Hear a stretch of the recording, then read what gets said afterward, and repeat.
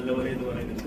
അപ്പൊ എന്ത് തോന്നുന്നു പടം ഇറങ്ങി കഴിഞ്ഞാൽ എല്ലാവരും പ്രതികരണമൊക്കെ കേട്ട്? ഞാൻ ഭയങ്കര ഹാപ്പിയാണ്. കാരണം എനിക്ക് ചെയ്തുകൊണ്ടിരിക്കുന്ന ഒരു സംഭവത്തിന് എനിക്കൊരു ബ്രേക്ക് വേണമായിരുന്നു. കാരണം നമ്മുടെ ഉള്ളില് ആ ഒരു സാധനമുണ്ട്. ഞാൻ നാടകത്തിലൊക്കെ ചെയ്തിട്ടുണ്ട്, സിനിമയിൽ എനിക്കൊരു അവസരം കിട്ടിയിട്ടില്ല അന്ന് ബ്രേക്ക് ചെയ്യാൻ വേണ്ടിയിട്ട്. പ്രത്യേകിച്ച് ഈ ഒരു ഡെസ്റ്റിമോണ എന്ന് പറഞ്ഞ ക്യാരക്ടർ വെറുതെ ഒരു കോമഡി ക്യാരക്ടർ എന്ന് പറയാൻ പറ്റത്തില്ല. ഭയങ്കര എഡ്ജിലാണ് നിൽക്കുന്നത്, വല്ലാത്തൊരു മീറ്ററിലാണ് നിൽക്കുന്നത്. അപ്പം എനിക്ക് അതിന്റെ ഒരു ടെൻഷൻ ഉണ്ടായിരുന്നു. പക്ഷെ ഞാൻ പ്രീമിയർ കണ്ടു കഴിഞ്ഞിട്ട് ഒരുപാട് ഭയങ്കര നല്ല റെസ്പോൺസ് ഉണ്ടായിരുന്നു. പക്ഷെ അപ്പോഴും ഞാൻ വിചാരിച്ചു ഓക്കെ FTFSന് എന്താണ് ഒരു കോമൺ ഓഡിയൻസിൽ നിന്ന് എന്താണ് കിട്ടുന്നത് ഞാൻ വെയിറ്റിംഗ് ആയിരുന്നു. പക്ഷെ ഇന്ന് എനിക്ക് ഒരുപാട് പേഴ്സണൽ മെസ്സേജസും പടം കണ്ടു കഴിഞ്ഞിട്ടാണെങ്കിലും ഒരുപാട് അപ്രിസിയേഷൻ കിട്ടി. എനിക്ക് മാത്രമല്ല ഇതിൽ അഭിനയിച്ചിരിക്കുന്ന നിരഞ്ജനും, വിഷ്ണു അഗസ്ത്യ, രജിഷ ആൻഡ് എല്ലാവർക്കും പെർഫോമൻസിന് ഒരു സ്പെഷ്യൽ ക്രെഡിറ്റ്സ് കിട്ടിയിട്ടുണ്ട്. ഭയങ്കര ഹാപ്പിയാണ്.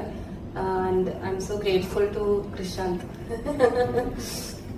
ദിവ്യയുടെ അതേപോലെ ഇപ്പൊ കണ്ടു കഴിഞ്ഞ കൂട്ടുകാരികളായാലും പറഞ്ഞത് ദിവ്യയുടെ കാലിബർ ഇതൊന്നുമല്ല, ഇനി നിങ്ങൾ കാണാൻ കിടക്കുന്നുള്ളൂ എന്ന് പറയണ്ടേ. അപ്പൊ മലയാള സിനിമ ദിവ്യപ്രഭയെ അങ്ങനെ ഒരു രീതിയിൽ യൂട്ടിലൈസ് ചെയ്തിട്ടില്ല.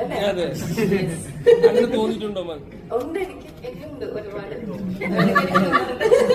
കുറെ ഐറ്റംസ് ഉണ്ട് ഇറക്കാൻ. ആരെങ്കിലുമൊക്കെ എഴുത്,